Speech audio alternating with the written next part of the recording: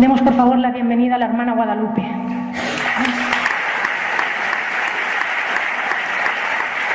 Muchas gracias por haber venido. Gracias a quienes nos reciben acá en el establecimiento.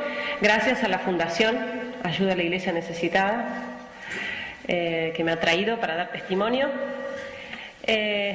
Soy la hermana María de Guadalupe Rodrigo, de apellido, argentina. Ingresé a la familia religiosa del Verbo Encarnado cuando tenía 18 años. Es una congregación argentina fundada por el padre Carlos Vuela, que fundó en el año 84 la rama masculina, en el 88 la rama femenina.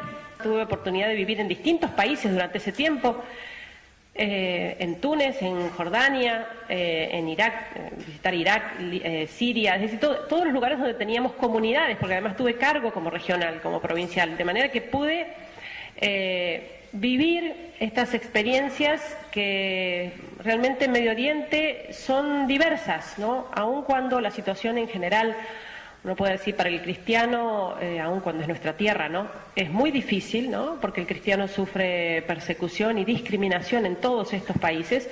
Hay diferencias, ¿no? Y de hecho una de las grandes diferencias que uno podía notar allí era cómo en Siria se vivía otro ambiente, ¿no? La tranquilidad y la paz que se vivía en Siria era totalmente atípica para el resto de los países que yo había conocido.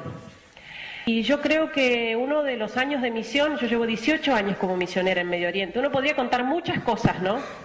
Uno vive muchas experiencias y muy duras, pero realmente lo de la guerra y la persecución no tiene comparación con nada. No creo que haya un dolor más atroz para un pueblo como lo que está viviendo Siria desde hace más de 4 años. Siria, un país que era tan próspero económicamente, un país que realmente no... la gente vivía muy bien y lo último que se esperaba era una guerra, y aun cuando ya veíamos lo que venía pasando en el mundo árabe con la mal llamada primavera árabe, ¿no?, en Siria esto de ninguna manera se esperaba. Y sin embargo llegó también. Los primeros disturbios fueron en el 2011. Yo llevaba poquitos meses ahí de descanso en Siria, cuando empiezan los primeros disturbios, que fueron en el sur del país, ¿no? Fueron estos levantamientos que, aun cuando eran difundidos por la prensa como manifestaciones pacíficas del pueblo sirio, buscando democracia, ¿no?, que eso es lo que se vendió, lo que se vende Occidente con esta primavera árabe, como se la llama.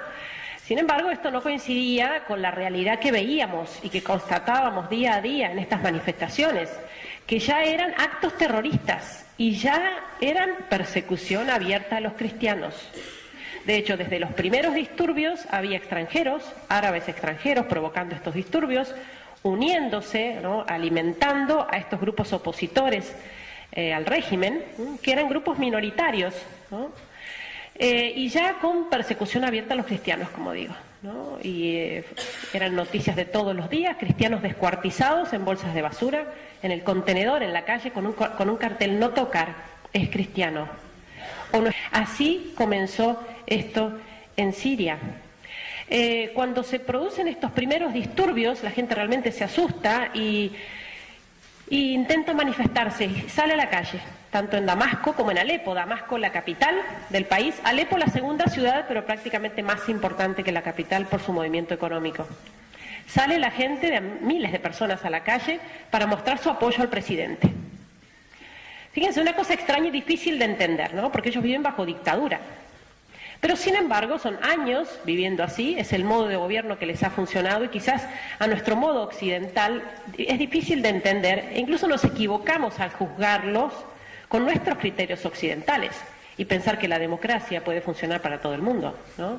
Estos pueblos se han manejado así, hasta el momento estaban muy bien, y ciertamente no es que estaban añorando, ¿no?, los sirios, por ejemplo en Alepo, ¿no?, envidiando las democracias o pseudo-democracias occidentales, para nada, vivían realmente muy bien. Y en ese sentido, por eso se manifestaron, para mostrar que ellos preferían seguir como estaban antes de terminar en manos del fundamentalismo islámico, que ya lo veían venir. Es decir, para ellos es como elegir el mal menor. Cuando se producen estas manifestaciones, las caravanas de gente, de miles de personas en la calle, lo que veíamos por las ventanas del obispado donde estamos, donde vivimos, lo veíamos también por televisión. Y las mismas imágenes eran comentadas de esta manera: continúan las manifestaciones pacíficas del pueblo sirio, que sale a la calle pidiéndole a su presidente que se vaya. Es decir, lo contrario de lo que estaban intentando expresar. Y ciertamente es uno de los grandes dolores de este pueblo, ¿no? Un gran sufrimiento, a la par de la guerra y la persecución que están viviendo, es esta gran mentira montada alrededor de esta guerra, ¿no? Es el abandono de Occidente, es el silencio cómplice de Occidente, como lo llama el Papa Francisco, porque en realidad esta guerra en Siria tiene poco y nada de guerra civil, y en realidad fue algo armado y programado desde afuera con fines económicos, incluso hasta manipulando a estos grupos fundamentalistas, ¿no? Que aun cuando buscan acabar con los infieles, es decir, con los cristianos, ¿no? Y derribar el gobierno, en definitiva, en el fondo, lo que se persiguen son fines económicos y nadie en realidad está pensando en el pueblo. Todo lo que son alimentos perecederos que entran del campo, uno no se lo pregunta mucho, ¿no? Cuando va al supermercado o va a la verdulería, pero todo eso entra del campo a las grandes ciudades. Verdura, carne, frutas, todo se acabó. Y estuvimos sobreviviendo como pudimos. 5 millones de personas a arroz, fideos y enlatados, lo que quedaba en los mercados. La gente decía, nos están dejando morir de hambre y de sed, mientras el mundo no lo sabe, porque nunca en ese año y medio Alepo fue noticia. Y estamos en la era de las comunicaciones. No son cosas casuales, ¿no? O errores, ¿no? Que se les pueden pasar, ¿no? Una ciudad tan grande y tan importante como Alepo, sin insumos durante más de un año. Pero sumado a esto, el ataque permanente, porque estos grupos fundamentalistas llevan adelante una guerra muy sucia, disparando directamente contra los civiles. No hay barrio en la ciudad de Alepo, donde vivimos, no hay barrio libre de los ataques. No hay lugar seguro que uno diga, no, aquí no van a disparar, porque aquí hay un hospital, o porque aquí hay un colegio, que aquí hay niños. Por supuesto, el primer blanco son los barrios cristianos e iglesias. Pero el ataque es permanente y llevamos así más de 4 años.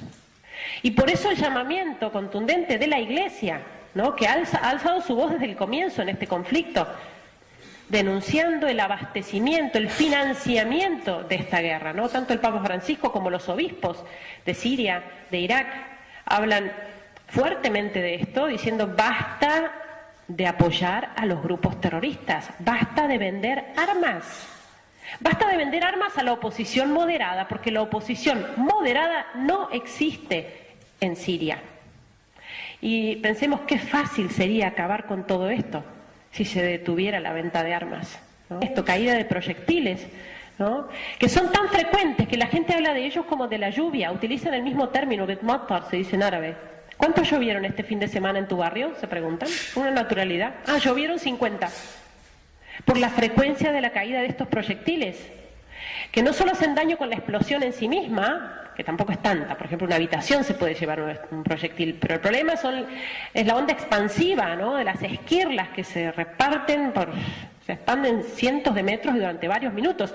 Y por eso uno cuando anda en la calle siempre tiene que estar muy atento. Nosotros ya distinguimos este tipo de explosión especialmente, ¿no? Y ya sabemos que con este ruido uno sabe que tiene que correr y esconderse detrás de algo sólido, protegerse detrás de algo sólido para que no le lleguen las esquirlas que producen más heridos y más muertos. Imagínense que los hospitales no dan abasto y están siendo atacados también. Cuando se produce una de estas explosiones, que es una detrás de otra, ya no vemos ambulancias, hace mucho tiempo que no las vemos. Lo que vemos son los camiones que llegan para juntar restos humanos, con esas bolsas de basura enormes, esas negras, y a juntar todo lo que queda desparramado, una cabeza, una mano, un brazo, un pie. Eso, un nudo al camión, eso va todo a la morgue. Rápidamente se limpia la calle, se alisan los escombros, porque tenemos el problema de las pestes y las enfermedades. Inmediatamente se limpia la zona y ya a la hora la vida continúa, porque probablemente una hora después cae otro proyectil, con la caída de un misil, no proyectil, misil que se llevó 400 muertos y cientos de heridos. Fue a la 1 del mediodía. Pongo esta foto por poner de lo más suavecito, ¿no? Por no ser morbosos. Ustedes saben lo que están haciendo con los cristianos. Atrocidades. y todos los días. Decapitaciones, no cuando se ve un video, no cuando sale un video, sino que hay decapitaciones todos los días, con video, sin video. Niños enterrados vivos por ser cristianos, sepultados vivos a la vista de sus madres o crucificados.